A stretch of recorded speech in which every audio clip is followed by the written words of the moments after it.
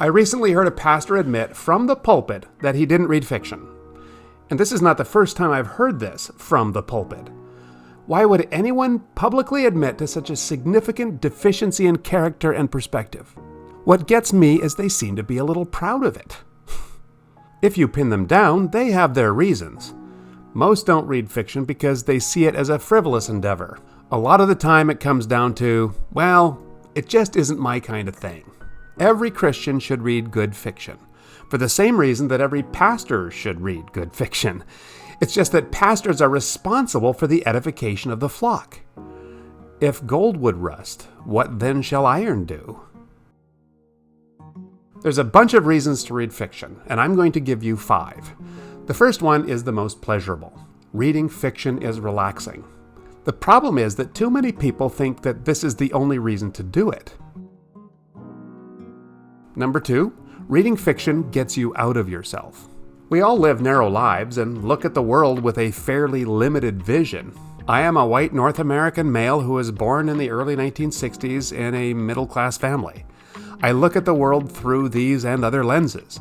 I was never sexually abused. I don't know what it's like to be a Jewish immigrant or a tanner in India. I don't have autism or a brother with schizophrenia. When you read good fiction, you are immersed in the reality of these and a whole plethora of other things. Lewis makes this point this way. Those of us who have been true readers all our life seldom fully realize the enormous extension of our being which we owe to authors. We realize it best when we talk with an unliterary friend.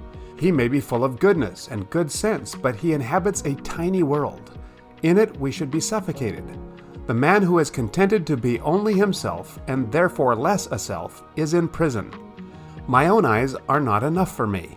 I will see through those of others. Can you see how a compounding of imaginative experiences might make us better followers of Jesus and better pastors? Through reading literature, we experience the beauty and the power of language. This one isn't just for worship pastors. I did a whole series for them called The Poetry of Praise. But this is for all of us.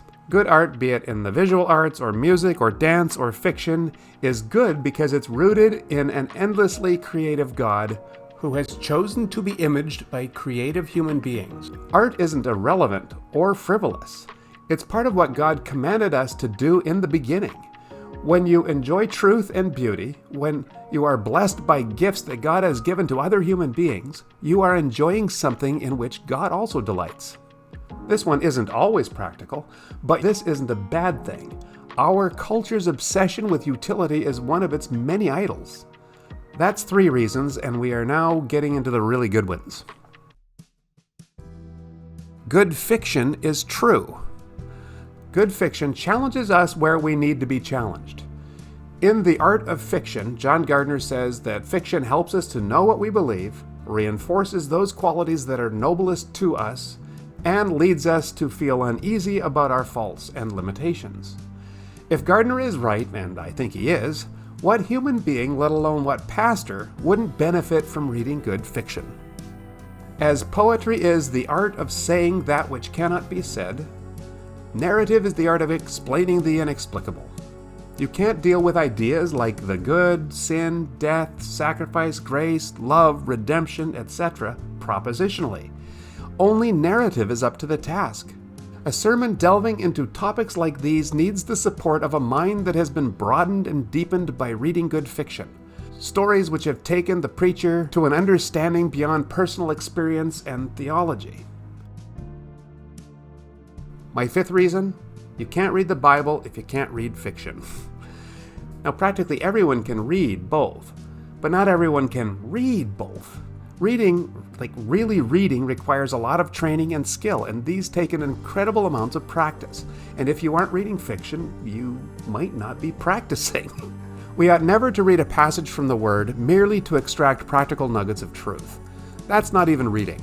The Bible is not an encyclopedia, and it should never be read as one. To properly read the Bible, we need to understand that the act of reading is a holistic endeavor. Russell Moore says, "The Bible doesn't simply address man as a cognitive process, but as a complex image bearer who recognizes truth not only through categorizing syllogisms, but through imagination, beauty, wonder, and awe." Many North American Christians are still under the influence of modernism, which is not lit by the light of the gospel. We tend to equate truth with fact. This degrades truth and the Bible, and it gets us into all sorts of problems with our interpretation of the Bible. We will reject the intended meaning of a text when we reject the very mode in which the text was intended to be read. There is an ancient four-level method of interpreting the Bible. It originated in Judaism, and it was taken up by the Church Fathers. Reading good fiction can help develop a sense of three of the four. Let me put it this way. A pastor that reads only theology and no fiction is like a biology lecturer who has dissected 1,000 frogs and keeps dozens in his lab, but hasn't patiently watched them in the pond. He knows so much, but his understanding of frogs is illuminated by a fluorescent light and contained within the glass walls of an aquarium or the waxy bottom of a dissection tray.